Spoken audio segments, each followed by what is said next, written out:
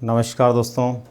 देखिए, वैसे तो आज का दिन आपके लिए बहुत ही महत्वपूर्ण है और एक एक मिनट जो है आप लोगों के लिए अपने आप में इस तरह के हैं कि आप उनको केवल अपने ध्यान को केंद्रित करने में खर्च करने वाले होंगे।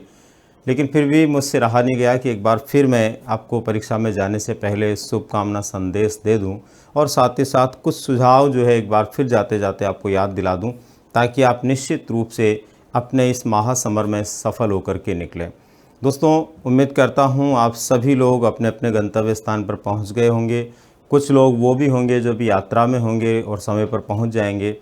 कल से आपकी शुरू होने वाली ग्रेड 3 की परीक्षाओं के लिए एक बार फिर से आप सभी लोगों को दिल से बहुत बहुत शुभकामनाएं।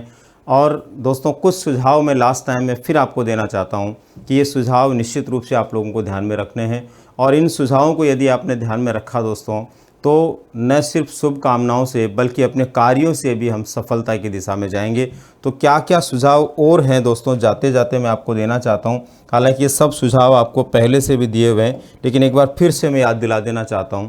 दोस्तों, आप लोगों को ये ध्यान रखना है कि पेपर के प्रत्येक प्रश्न को ध्यान से पढ़ना है। पेपर के प्रत्येक प्रश्न को ध्यान से पढ़ना है, पूरे मन से उत्तर चुनना है।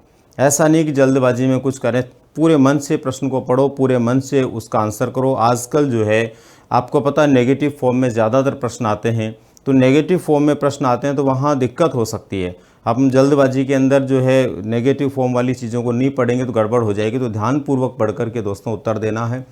पहले प्रश्न से ही शुरू करना। मैं बार बार कहता हूं दोस्तों, एक अच्छा विद्यार्थी, एक सफल विद्यार्थी, सफल प्रतियोगी वह है जो पहले प्रश्न से ही शुरू करता है और जैसे जैसे आते जाते हैं वैसे वैसे करता जाता है। आप जो है 5, 10, 15 के स्लॉट के अंदर जो है गोलों को भी काले करते रहें या गोले भरते रहें, ताकि बहुत ज़्यादा एक साथ नहीं हो और फिर हड़बड़ाहट नहीं हो। इसके बाद में दोस्तों, प्रश्नों को समझने में वक्त दें। ध्यान रखें दोस्तों, आपके पास में बहुत वक्त है, जल्दबाजी बिल्कुल भी नहीं करनी है। प्रश्न को पढ़ने में पूरा ध्यान देना है, वक्त देना उसको, प्रश्न को, हर प्रश्न को आपको कम से कम 45 सेकंड का समय तो देना ही देना है। और ये बहुत बड़ा समय होता है अगर आप ध्यान से पढ़ करके उसका जवाब देते हैं। तो आप लोगों को प्रश्नों को समझने में वक्त देना है, जल्दबाजी बिल्कुल भी नहीं करनी है। कोई भी विद्यार्थी जल्दबाजी नहीं करे। मैं जहाँ तक मानता हूँ, कई बार जल्दबाजी के चक्कर में भी हमारे प्रश्न गलत हो जाते हैं। दोस्तों, जो प्रश्न आपके लिए बिल्कुल नया है उसे बिल्कुल नहीं करें। ये एक बहुत ही महत्वपूर्ण बात है कि जो प्रश्न आपके लिए नया है, मतलब कभी आपने उसको पढ़ा ही नहीं, अपनी पूरी तैयारी में आज तक आपने नहीं पढ़ा, 2 साल से आप तैयारी कर रहे हैं, 3 से कर रहे हैं, फिर भी वो प्रश्न सामने नहीं आया, तो उसको बिल्कुल छोड़ दें। उसमें अपनी तरफ से कोई भी ऐसा उत्तर नहीं दें, कोई भी तुक्का नहीं मारें, क्योंकि कोई भरोसा नहीं वो प्रश्न कहाँ से आया और कैसा आया। अगर तुक्का मारने लायक होता तो पहले कभी न कभी आपकी नज़र में आ जाता। तो ऐसे प्रश्न को जिसको आपने पहली बार पढ़ा सिरे से नकार दें, उसको छोड़ दें। गोले भरने में पूर्ण सावधानी बरतें। गोले भरते समय एकदम पूर्ण सावधानी बरतें, गलत न करें, क्योंकि कई बार कई विद्यार्थी गोले भरने में भी गलती कर देते हैं।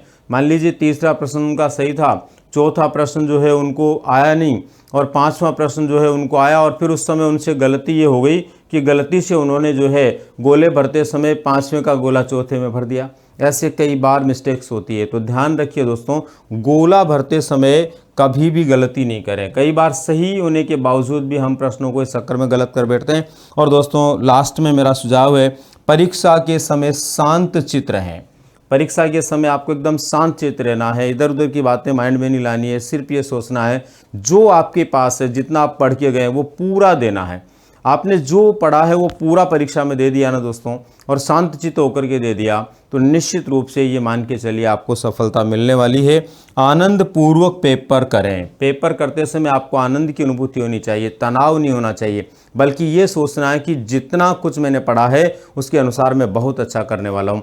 तो दोस्तों, उम्मीद करता हूँ आपका समय बहुत अनमोल है, लेकिन फिर भी मुझसे रहा नहीं गया कि मैं एक बार आप लोगों से निश्चित रूप से एक और संदेश के माध्यम से शुभकामना प्रेषित कर दूं और मिल लूं।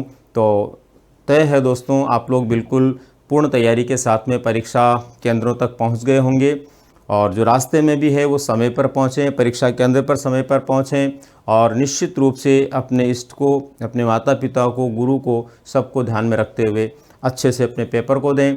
उम्मीद करता हूँ आपका पॉजिटिव रिजल्ट आएगा, और कल से लेकर 1 तारीख तक जो भी विद्यार्थी परीक्षा में बैठ रहे हैं उन सभी के लिए संदेश है। आप सभी का बहुत बहुत धन्यवाद।